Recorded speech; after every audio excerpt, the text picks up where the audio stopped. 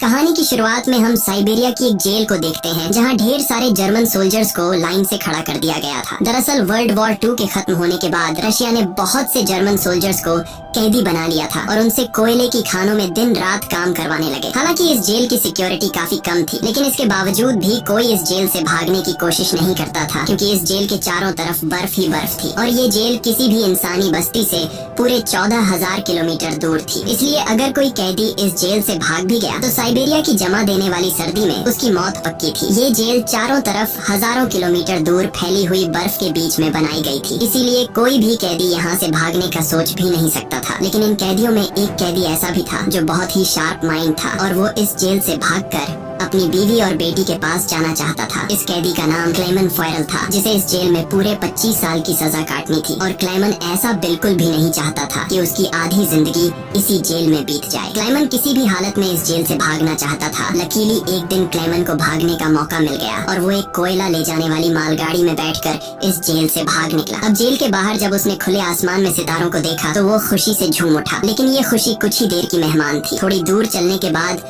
उस मालगाड़ी को रोक दिया गया और जब क्लेमन ने बाहर झांक कर देखा तो एक रशियन सोल्जर बंदूक ताने उसके सामने खड़ा था। बदकिस्मती से यहाँ क्लेमन पकड़ा गया और जेल से भागने के जुर्म में उसे एक ओपन एयर सेल में बंद कर दिया गया। सर्दी बहुत ज्यादा थी और रात में होने वाली बारिश ने क्लेमन की हालत खराब कर दी थी। उस सेल में क्लेमन को कुछ घंटों के लिए नहीं बल्कि पूरे 2 दिनों तक रखा गया। अब पूरे 2 दिन बाद अगली सुबह जेल का वार्डन उसके पास आया और उसे सेल से बाहर निकाल कर उससे कुछ भी टॉर्चर नहीं किया गया। बस सिर्फ ये बोला कि तुम्हारे साथी बेसब्री से तुम्हारा इंतजार कर रहे हैं। अब जब क्लेमन अपने साथियों से मिला तो वो सब लाठियां और डंडे लेकर उसका इंतजार कर रहे थे। वो सब क्लेमन पर बहुत गुस्सा थे क्योंकि क्लेमन के भागने की वजह से उन सबको पिछले 2 दिनों से भूखा रखा गया था। और क्लेमन को अब वार्डन की बात समझ में आ गई कि उसने क्यों कहा था कि तुम्हारे साथी तुम्हारा इंतजार कर रहे हैं। अब क्लेमन को देखते ही बाकी कैदियों ने उस पर हमला कर दिया और उसे बहुत बुरी तरह से मारा। इस मारपीट में क्लेमन इतना जख्मी हो गया कि उसे जेल के हॉस्पिटल में एडमिट करना पड़ा। इस जेल का डॉक्टर भी एक जर्मन कैदी था। जैसे ही क्लेमन होश में आया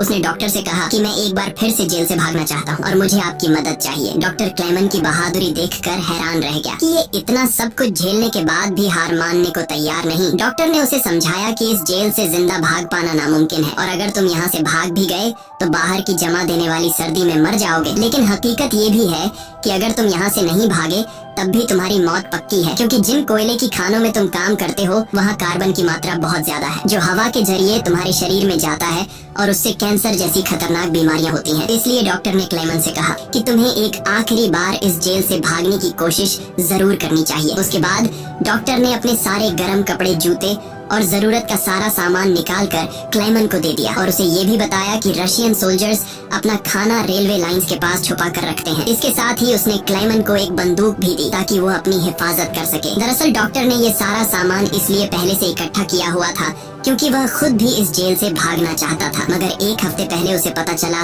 कि वह कैंसर का मरीज है और उसके पास 1 महीने से ज्यादा वक्त नहीं है। अब उसने क्लेमन को एक लंच बॉक्स दिया और कहा कि अगर तुम जिंदा बच गए तो मेरी फैमिली तक ये लंच बॉक्स पहुंचा देना और कहना कि मैं इस दुनिया में अब नहीं रहा। यहाँ एक बार फिर से रात के अंधेरे में क्लेमन दोबारा भाग निकला और इस बार उसने मालगाड़ी की बजाय पैदल चलने का फैसला किया। वो पूरी रात पैदल चलने के बाद सुबह भी चलता रहता है क्योंकि उसे डर रहता है कि कहीं रशियन सोल्जर उसे पकड़ न ले। अब जब सुबह वार्डन को पता चला कि क्लेमन जेल से फरार हो चुका है तो वो सीधा डॉक्टर से पूछताछ करने उसके कमरे में पहुंचा। लेकिन उसके पहुंचने से पहले ही डॉक्टर ने अपनी जान ले ली थी क्योंकि उसे पता था कि क्लेमन के भागने की खबर सुनने के बाद वार्डन मुझे बहुत तड़पा कर मारेगा। इसके बाद वार्डन ने कई रशिया सिपाहियों को क्लेमन की तलाश में भेजा और उसे जिंदा पकड़कर वापस लाने का हुक्म दिया। लेकिन कई दिनों की तलाश के बाद भी उसे क्लेमन का कोई पता न चल सका। क्लेमन की खुशकिस्मती ये थी कि बर्फबारी स्टार्ट होने की वजह से उसके पैरों के निशान मिटते जा रहे थे, जिससे क्लेमन को ढूंढना मुश्किल पड़ रहा था। अब सबको लगने लगा कि क्लेमन इस सर्दी में जमकर मर चुका होगा, मगर वार्डन मानने को तैयार नहीं था क्योंकि वार्डन जानता था कि क्लेमन बहुत स्ट्रॉन्ग है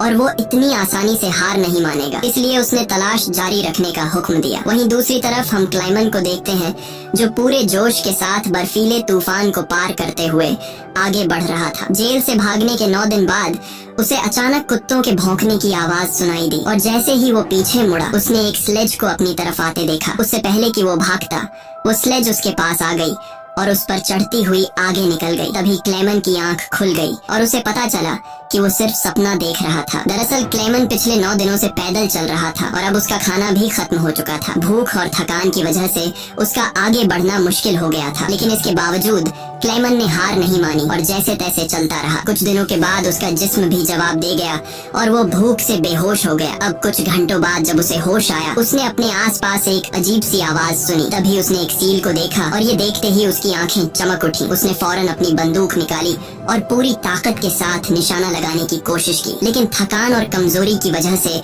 उसका निशाना गलत हो गया और वो सील वहाँ से भागने लगी। क्लेमन, जिसे कई दिनों बाद जिंदा रहने की एक छोटी सी उम्मीद मिली थी, वो इस उम्मीद को हाथ से नहीं जाने दे सकता था। क्लेमन फौरन उसके पीछे दौड़ा, लेकिन दौड़ते वक्त क्लेमन बर्फ टूटने की वजह से पानी में गिर जाता है, जिससे उसके पैर में चोट आ जाती है। लेकिन जख्मी होने के बावजूद वो सील का पीछा करने लगा। क्लेमन जैसे ही गोली चलाने वाला था, वो सील एक चट्टान के पीछे छिप गई। क्लेमन और आगे बढ़ता है और सील को दोबारा देख लेता है। उससे पहले कि वो पानी में जाती, क्लेमन ने अपनी आखिरी गोली चलाई और खुशकिस्मती से वो गोली उसे लग गई। ये देखकर क्लेमन खुशी से झूम उठा, क्योंकि अब सफर के दौरान उसे खाने की फिक्र नहीं थी। कई दिनों के बाद क्लेमन ने पेट भर कर खाना खाया और थोड़ा आराम करके अपना सफर जारी रखा। अब इतने लंबे सफर में क्लेमन बिल्कुल अकेला था और उसके चारों तरफ बर्फ के अलावा कुछ भी न था। इस माहौल में उसकी दिमागी हालत खराब हो सकती थी, इसलिए वो खुद से बातें करता और पॉजिटिव बातें कहकर खुद को आगे बढ़ने के लिए मोटिवेट करता। इसके साथ ही वो हर वक्त कैंपस के जरिए अपने रास्ते को देखता है, ताकि वो इस बर्फीली वादी में कहीं खो न जाए। इसी तरह दिन गुजरते गए और फिर महीने, लगातार 2 महीने चलने के बाद क्लेमन को इस बर्फीले मैदान में एक छोटा सा पेड़ दिखाई दिया। इस पेड़ को देखकर क्लेमन इतना खुश हुआ कि जैसे उसे कोई खजाना मिल गया हो, और वो भागकर उस पेड़ को गले लगा लेता है। दरअसल ये पेड़ इस बात की निशानी थी कि क्लेमन लगातार 2 महीने चलने के बाद अब ये बर्फीला मैदान क्रॉस कर चुका है और आगे जंगल शुरू होने वाला है। थोड़ा ही आगे चलने के बाद ठीक वैसा ही हुआ जैसा उसने सोचा था। अब यहाँ से जंगल शुरू होने वाला था। बर्फ का इलाका खत्म हो रहा था। वो जंगल में बहुत खुश था। वो लकड़ियाँ इकट्ठा करके आग जलाता है और कई महीनों बाद पहली बार सुकून से सो जाता है। पर अगला दिन उसके लिए सुकून का था या नहीं,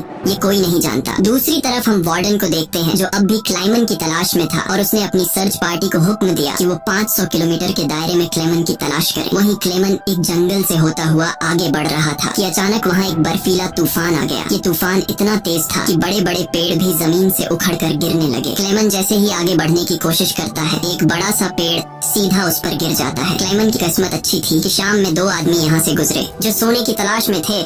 उन्होंने क्लेमन को देख लिया और वक्त पर उसकी जान बचा ली। उसके बाद ये तीनों एक साथ आगे बढ़े और कई दिनों के सफर के बाद बर्फीले मैदान से बाहर निकल आए। रास्ते में उन्हें एक दरिया मिला, जिसे पार करने के लिए उन्होंने लकड़ी की एक कश्ती बनाई। दरिया पार करते वक्त वह आपस में बातें करने लगे और एक दूसरे को बचपन के किस्से सुनाने लगे। लेकिन इसी बीच दरिया का बहाव तेज हो गया और कश्ती काबू से बाहर होने लगी। ऐसे में एक साथी का तवाजुन बिगड़ गया और वह सीधा पानी में जा गिरा।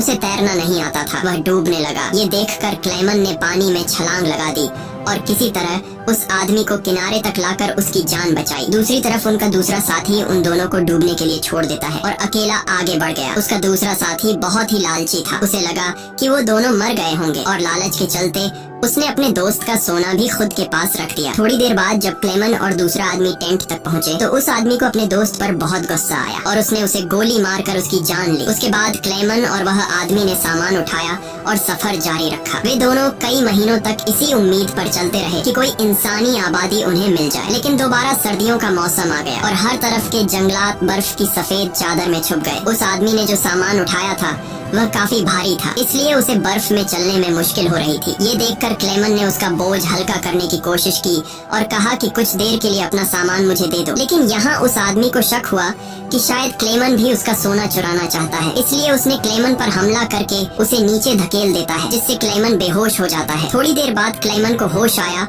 तो उसने देखा कि भेड़ियों का एक झुंड उसकी तरफ आ रहा है। अपनी जान बचाने के लिए वो एक दरख्त पर चढ़ने लगता है, लेकिन पेड़ पर चढ़ते वक्त एक भेड़िया उसका पांव पकड़ लेता है। लेकिन दरख्त कमजोर था और दरख्त दरमियान से टूट गया, जिससे क्लेमन नीचे गिर पड़ा। अब क्लेमन को लगा कि उसकी मौत पक्की है। तभी अचानक गोली चलने की आवाज आई। क्लेमन ने आंखें खोली तो उसने देखा कि कुछ भेड़िए मर चुके हैं और जो जिंदा थे वह भाग चुके हैं। दरअसल इलाके के शिकारियों ने आकर उसकी जान बचाई। वो उसे अपने गाँव ले गए, जहाँ गाँव के लोगों ने उसका इलाज किया। बरसों की मेहनत के बाद क्लेमन एक इंसानी आबादी तक पहुंच चुका था। लोगों को देखकर उसे बेहद खुशी हुई। कई दिनों तक वो गांव में रुका और लोगों ने उसकी खूब खातिरदारी की। एक दिन गांव में एक लेटर आया जो किसी और का नहीं बल्कि खुद वार्डन का था। इसमें लिखा था कि एक जर्मन फौजी हमारी जेल से फरार हो चुका है और अगर किसी ने उसे पनाह दी तो वह गद्दार कहलाएगा। अब न चाहते हुए भी क्लेमन को यह गांव छोड़ना पड़ा, क्योंकि अगर वो यहाँ से नहीं जाता तो वार्डन इस गांव वालों को भी सजा देते। जाने से पहले गांव के लोगों ने उसे खाने पीने का सामान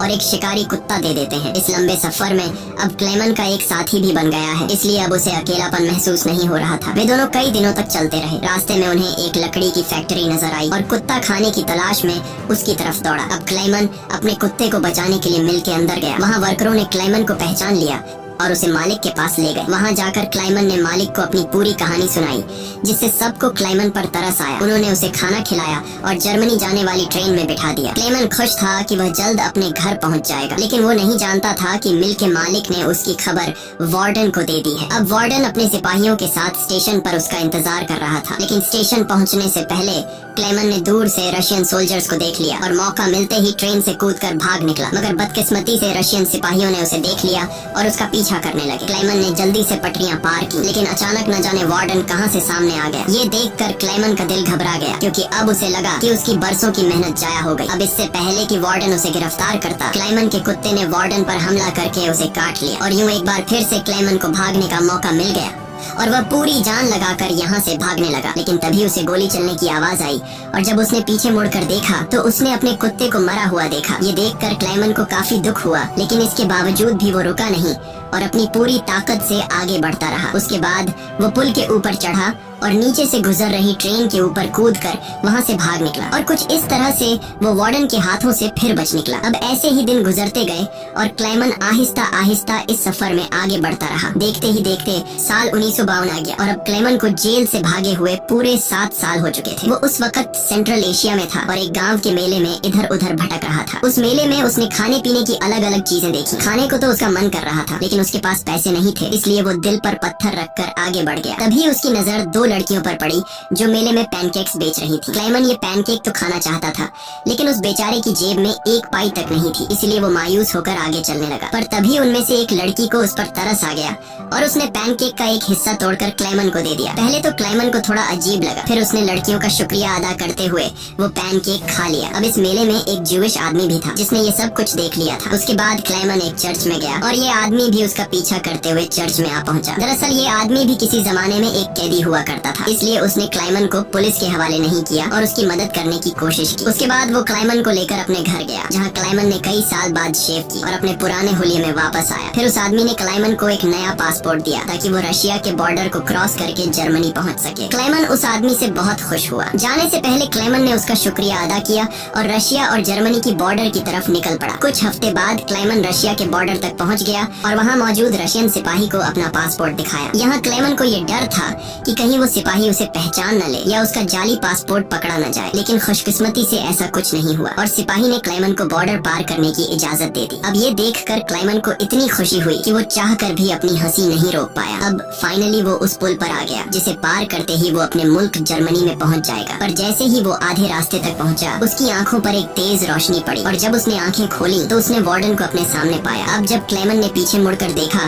तो वो अभी भी रशिया की जमीन पर था और इसका मतलब ये था कि वार्डन अब भी उसे गिरफ्तार कर सकता है। अब यहाँ क्लेमन का दिल टूट गया, क्योंकि उसके इतने सालों की मेहनत अब मिट्टी में मिलने वाली थी। लेकिन तभी कुछ ऐसा हुआ जिसकी उम्मीद खुद क्लेमन को भी नहीं थी। यहाँ वार्डन ने उसका रास्ता छोड़ दिया और उसे आगे जाने की इजाजत दे दी। अब पहले तो क्लेमन को यकीन नहीं हुआ, पर फिर भी वो हिम्मत करके आगे बढ़ा। दरअसल वार्डन क्लेमन के जिंदा रहने के जज्बे और उसकी बहादुरी को देखकर उससे काफी इंस्पायर हुआ, इसलिए उसने क्लेमन को गिरफ्तार नहीं किया और उसे अपने मुल्क वापस जाने दिया। और तभी वार्डन उससे ये कहता है, ये लड़ाई बस 2 सोल्जर्स के बीच थी, एक मैं और एक तुम, और इसे तुम जीत गए। जाओ अपनी जिंदगी जी लो। अब फाइनली क्लेमन ने उस बॉर्डर को पार किया और अपने देश जर्मनी पहुंच गया। इसके बाद वो अपने घर के करीब पहुंचा, जहां उसने अपनी बेटी और बीवी को देखा। अब थोड़ी देर बाद वो दोनों चर्च जाने के लिए घर से निकलती हैं, तो क्लेमन भी उनका पीछा करता हुआ चर्च में आ गया। हालांकि क्लेमन ने अभी तक अपनी बेटी को आवाज नहीं दी थी, क्योंकि उसे उम्मीद थी कि एक दिन जरूर उसके पिता आएंगे। जब उसकी बेटी ने पीछे मुड़कर देखा